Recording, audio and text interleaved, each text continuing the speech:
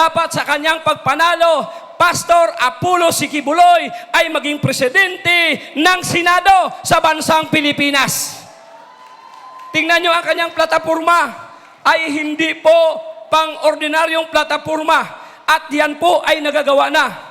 At kapag siya, mga kapatid, ay inyong ibinuto, Pastor Apollo Sikibuloy, siya po ay magdadala sa atin, mga kapatid, sa mabuting bansa, mabuting bayan, dahil aayusin niya ang bansang Pilipinas.